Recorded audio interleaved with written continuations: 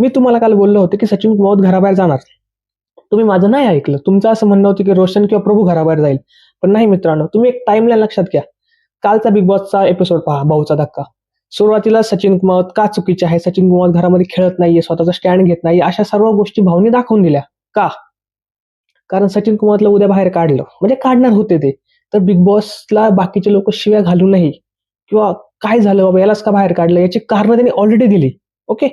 प्रभूची तारीफ केली, किती जास्त तारीफ केली की तुम्ही आठवड्यात दिसलाय, तुम्ही खूप गोष्टी केल्यात. आणि चावीचा विषय, प्रभूने चावी चोरलेली आहे आणि जर त्याला बाहेर काढल्यानंतर त्या चावीचा अर्थच राहणार नाही, घरामध्ये जी मजा येणार ती निघून जाईल ना. तसं पण सचिन कुमारने काहीच नाही केलं. या भरपूर गोष्टी, आजचा एपिसोड पहा. प्रभूला आणि रोशनला आतमध्ये त्या चुगली रूम मध्ये घेऊन गेले. सचिनला नाही नेलं, सचिन बद्दल पण भरपूर आहे पण नाही नेलं का, याला बाहेर काढायचं, चुगली लावून करायचं काय. अशा भरपूर गोष्टी असतात बारीक बारीक का जे बिग बॉस एक टाइमलाईन नुसार बनवतं आणि आपल्या पुढे दाखवतं. मला आनंद नाही सचिन कुमार बाहेर गेला याचा, कारण तो एक माणूस खूप चांगला होता स्वभावाने. घरामध्ये सर्वात जर चांगला असेल ना कोणी तर तो होता.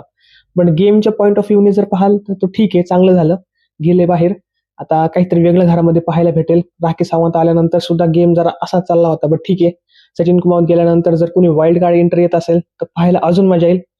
आणि नेक्स्ट टाइम जर ऐकत जा माझं, मी सांगतो यार, काहीतरी असतं त्यामागे माझं डोकं यार. एवढे वर्ष मी बिग बॉस पाहतो, एवढे सीझन पाहिलेत मी, मला जरा अंदाज आहे यार हे काय करू शकतात काय नाही. आता पुढच्या वेळेस नॉमिनेशन होऊ द्या, मी तुम्हाला नक्की सांगेल की कोण बाहेर जाणार. नक्की. 5 आठवडे झाले, 6 जण बाहेर गेलेत. मी दरवेळेस सांगितलेलं आहे. कोणताही व्हिडिओ जाऊन पाहून घ्या तुम्ही. असं नाही की मी आज व्हिडिओ बनवतोय. भरपूर झाले आता, एक 30-40 व्हिडिओ बनवून झाले माझे. सबस्क्रायबर तुम्ही करत नाही. तुम्ही जरा निर्लज्ज माणसं आहेत बरं का. बट जाऊ द्या. मी हळूहळू माझी गाडी चालली. मी खुश आहे. तुम्ही केले जास्त सबस्क्रायबर, अतिउत्तम. टाळ्या, धन्यवाद. आता विचारायला रोशनचा, म्हणजे त्याच्या एवढा टिम माणूस नाही पाहिला यार मी. वेडाच म्हणा तुम्ही. बिग बॉसने त्याला अख्खं दाखवलं की तुझ्या मागं ते काय बोलतात ते.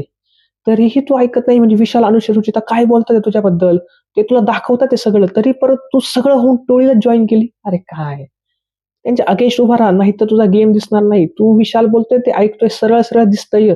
आज सुद्धा रुचिताने तुला दादा दादा केलं, तू पिघाळला, विषय क्लोज.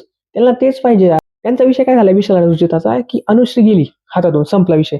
आणि आता जर रोशन गेला तर विषय संपला ना, हे दोघंच राहतील. यांनी करायचं काय मग, टोळीची लागली का. म्हणून मग आता ते त्याला मॅन्युपुलेट करतात. ते अनुश्रीला नाही घेणार ते. आता ते सागर आणि त्या प्राजक्ताला घेतील बघा माझ्या. आणि असा हा गेम चालेल. पण अनुश्री अगेन्स्ट गेली, तिचा तो गेमच आहे. ती चोरटी भामटी तुम्ही काही म्हणा, मला आता बोलायचं नाही त्याच्यावरती. बट ठीक आहे.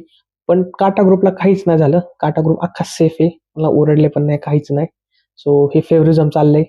मी असं नाही की मी एका साईडने रिव्ह्यू करतो, मी दोन्ही साईडने रिव्ह्यू करतो. फक्त तुम्ही पूर्ण व्हिडिओ पाहत जा. पास आणि लाईक करा, एवढंच आहे. सो आजचा व्हिडिओ असा होता.